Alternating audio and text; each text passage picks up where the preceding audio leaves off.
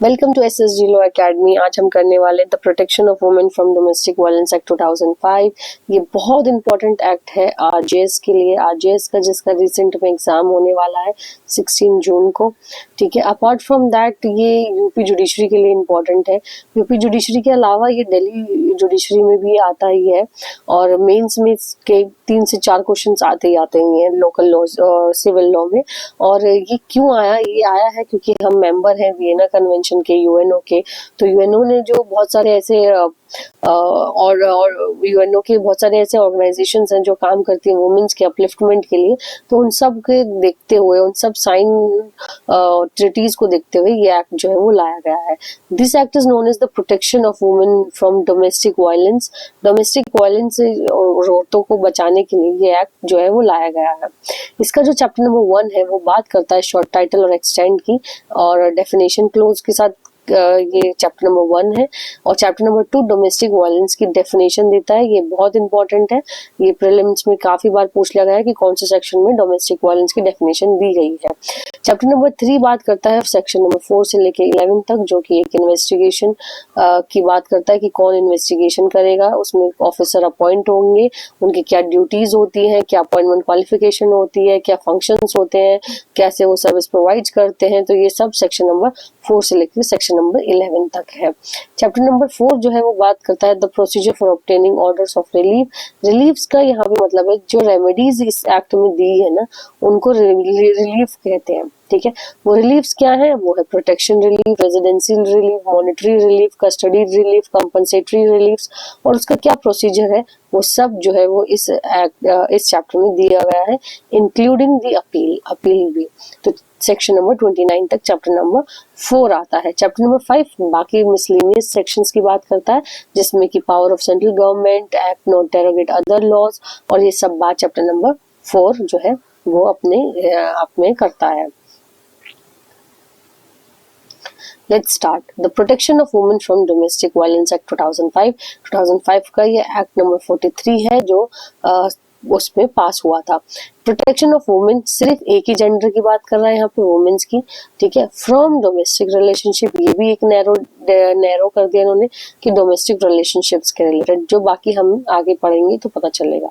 ये हुआ है 13 सितंबर 2005 को एनएक्ट का मतलब होता है the day parliament pass this act. तो पार्लियामेंट ने इसे पास किया 13 सितंबर 2005 को। इसका जो प्रियम्बल है वो बात करता है act to provide for more effective protection of rights of women guaranteed under the constitution. जो वुमेन्स को राइट्स मिले हैं ना कॉन्स्टिट्यूशन में, उसको मोर इफेक्टिव करने के लिए इस एक्ट को पास किया गया है। Who are the victims of the violence of kind occurring within the family. ये उन विक्टिम्स की बात करता है जो फैमिली में ही विक्टिम बन गए, जो फैमिली में वायलेंस को झेल रही हैं और वो फैमिली में ही विक्टिम्स बन रहे हैं, या for matters connected there to with और इंसिडेंटल देयर विद। ठीक है, तो उनको एक इन्होंने नैरो डेफिनेशन, नैरो एक एक्ट बना दिया कि जिसमें कि वो विक्टिम्स आती हैं जो एक हाउस होल्ड में या जो फैमिली के द्वारा या उनसे कनेक्टेड होने के बाद जो वायलेंस की शिकार हो रही है, उन विक्टिम्स के लिए ये आए ताकि वो अपने फंडामेंटल राइट्स या कॉन्स्टिट्यूशनल राइट्स जो कॉन्स्टिट्यूशन ने उन्हें दिए हैं उनको बहुत इफेक्टिवली प्रोटेक्ट कर सके। ठीक है, उन्हें बहुत इफेक्टिवली काम कर सके। चैप्टर नंबर 1 बात करता है प्रिलिमिनरी की। Section number 1 short title, extend and commitment. हर एक एक्ट की तरह इस एक्ट में भी यही वाली बात की गई है। The protection of women from domestic violence act 2005। This act is known as the protection of women from domestic violence act. It extends to whole of India, पूरे इंडिया में आते हैं। It shall come into force on such date as central government may by notification in the official gazette appointed। जो official gazette में appoint किया गया है उस डेट को, और वो डेट है 26 अक्टूबर 2005। 26 अक्टूबर 2005 से ये एक्ट जो है वो एनफोर्स होता है। 2006 सॉरी से ये एनफोर्स होता है, और उस दिन से ये throughout the country, whole of the country जो है वो एनफोर्स हो रहा है। ठीक है, 2006 डेफिनेशन है। इसकी डेफिनेशन को याद करने के लिए पहले आप इनके सब सेक्शंस ऐसे याद कर लो, उसके बाद फिर इनको एक जगह लिख लो और उसके बाद फिर आप उसको पूरी तरीके से याद कर सकते हो।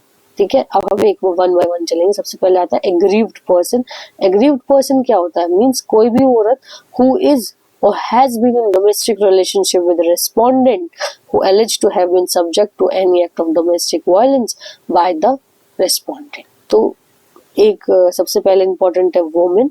एग्रीव्ड पर्सन वोमेन होगी जिसकी एक डोमेस्टिक रिलेशनशिप होगी रेस्पोंडेंट्स के साथ और वो विक्टिम होगी किसी डोमेस्टिक वायलेंस की। तो इसके चार एसेंशियल्स ये होगा कि डोमेस्टिक रिलेशनशिप में हो रेस्पोंडेंट के साथ और डोमेस्टिक वायलेंस उसके साथ कंडक्ट किया गया हो।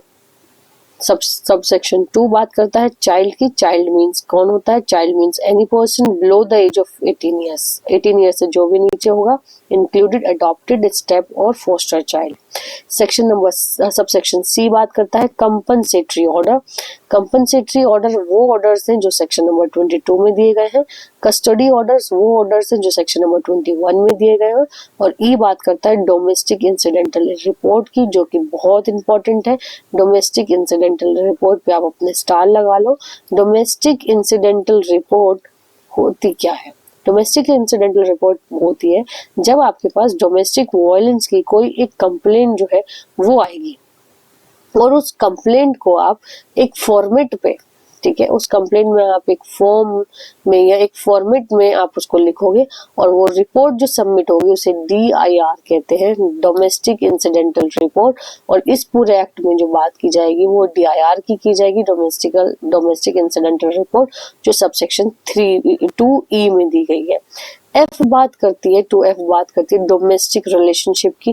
डोमेस्टिक रिलेशनशिप्स क्या होते हैं? Relationship between two person who lives और have at any point of time live together in a shared household when they related to consanguinity, marriage, or through relationship in nature of marriage, adoption, or family members living together as a joint family member।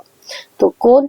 जरूरी नहीं कि सिर्फ marriage से ही हो, बल्कि वो भी जो एडॉप्शन से या किसी और फैमिली मेंबर की तरह तुम्हारे साथ रह रहे हो जॉइंट फैमिली में, वो डोमेस्टिक रिलेशनशिप कैटेगरी में आते हैं। अगर वो शेयर्ड हाउस होल्ड रखते हैं और वो लोग रहे हो कभी साथ, कभी who lives और have at any point of time, किसी भी पॉइंट ऑफ टाइम में कभी साथ रहे हो, तो डोमेस्टिक रिलेशनशिप में आएंगे। इसमें सिर्फ मैरिज ही नहीं आती है, बता दो, सिर्फ इसमें वाइफ नहीं, सिस्टर्स भी आएंगी, इसमें सिस्टर्स आंट्स भी आएंगी, इसमें ग्रैंड मदर्स भी आएंगी, मदर्स भी आएंगी।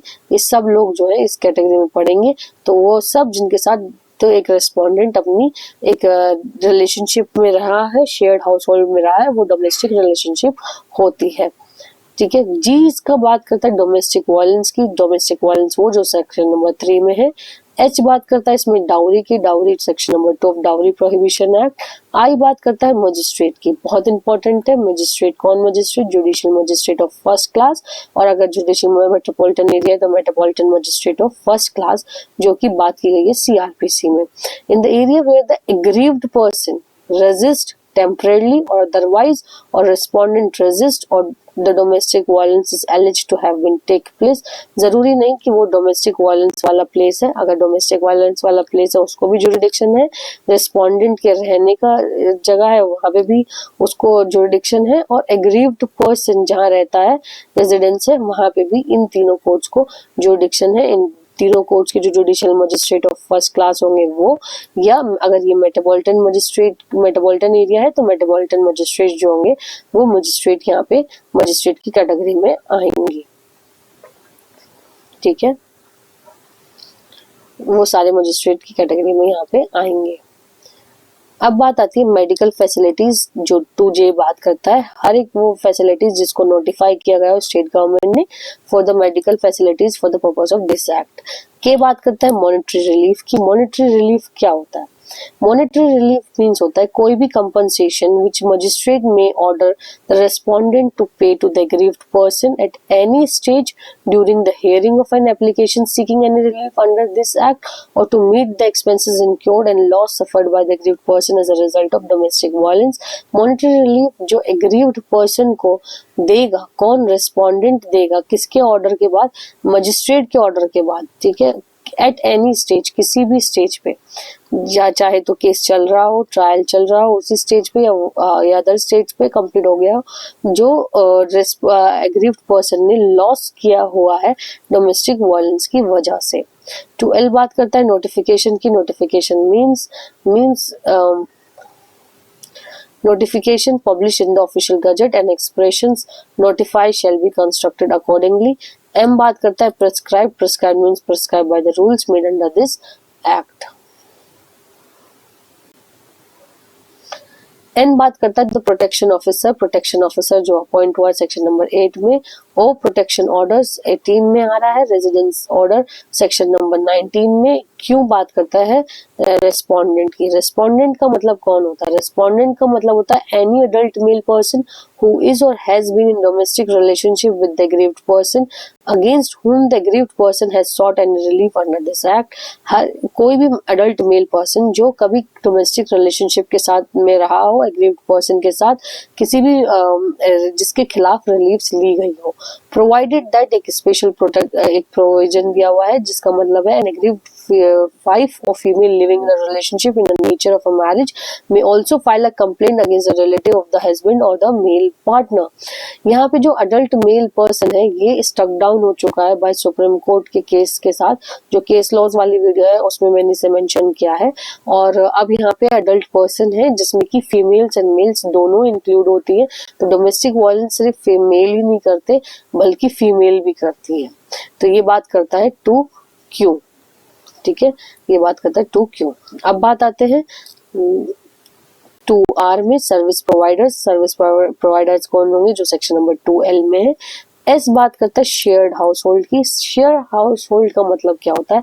शेयर हाउस होल्ड का मतलब होता है हाउस होल्ड मतलब वो घर जहाँ पे पर्सन एग्रीव्ड, जो एग्रीव्ड पर्सन है, विक्टिम रहा हो या किसी भी स्टेज ऑफ जब उसकी डोमेस्टिक रिलेशनशिप थी तब सिंगली या along with the respondent including the house रहा हो, वो हाउस जो उसने ओन किया हो या टेनेंट के तरीके से वो जॉइंटली रहते हो, किसी भी तरीके से वो उसके राइट टाइटल इंटरेस्ट या इक्विटी या इंक्लूड करता हो, किसी भी तरीके से किसी हाउस होल्ड में वो शेयर्ड हाउस होल्ड आएगा, या जो जॉइंट फैमिली को बिलोंग करता हो, या irrespective of whether the respondent person has a right title और interest in the shared household, कि उसका था या नहीं था, लेकिन वो अगर किसी भी तरीके से रहे हैं तो वो शेयर्ड हाउस होल्ड होगा।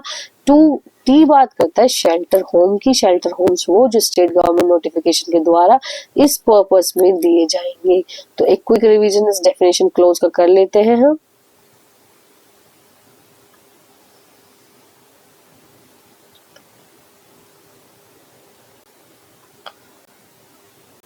एग्रीव्ड पर्सन कौन होगा? एग्रीव्ड पर्सन वो होगा जो कोई औरत होगी डोमेस्टिक रिलेशनशिप में होगी। 2A बात करता है उसके रेस्पोंडेंट के साथ। B बात करती है चाइल्ड की। B बात करती है चाइल्ड। चाइल्ड कौन होगा? 18 साल से ऊपर वाला चाइल्ड होगा। C बात करती है कंपनसेशन ऑर्डर की, जो सेक्शन नंबर 22 में मिलेगा। कस्टडी ऑर्डर 21 में मिलेगा। डोमेस्टिक इंसिडेंटल रिपोर्ट 2E बहुत इंपॉर्टेंट है। डोमेस्टिक इंसिडेंटल रिपोर्ट जो हमें इंफॉर्मेशन मिलती है उसको एक फॉर्मेट में कर देना, डोमेस्टिक इंसिडेंटल रिपोर्ट होती है। 2F डोमेस्टिक रिलेशनशिप की बात करती है, जो मैरिज, कॉन्सिक्वेनिटी, एडॉप्शन, फैमिली मेंबर्स के द्वारा होती हो। 2G बात करती है डोमेस्टिक वायलेंस की, जो सेक्शन नंबर E में है। H बात करती है डाउरी की। I बात करती है मजिस्ट्रेट की। J बात मजिस्ट्रेट यहाँ पे judicial magistrate of first class है। J बात करती है मेडिकल फैसिलिटीज जो स्टेट गवर्नमेंट देती है। K बात करती है मॉनेटरी रिलीफ जो एक एग्रीव्ड पर्सन को रेस्पोंडेंट ऑर्डर करके दिलाता हो। 2L बात करती है नोटिफिकेशन की जो कि ऑफिशियल गजेट में हो। M बात करती है प्रिस्क्राइब्ड फॉर्म की, ठीक है। N बात करती है प्रोटेक्शन ऑफिसर की। O बात करती है प्रोटेक्शन ऑर्डर्स की। P बात करती है रेजिडेंस ऑर्डर की। Q बात करती है रेस्पोंडेंट की। रेस्पोंडेंट कोई भी हो सकता है, अडल्ट मेल पर्सन हो सकता है।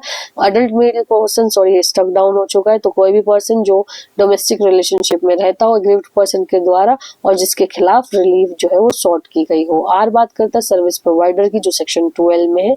और शेयर्ड हाउस होल्ड की बात करता है S। और T बात करता है शेल्टर होम्स की। शेल्टर होम्स कौन से होम्स? जो स्टेट गवर्नमेंट नोटिफाई कर रही हो। तो इस तरीके से हमारा डेफिनेशन क्लोज हो गया है। Thank you.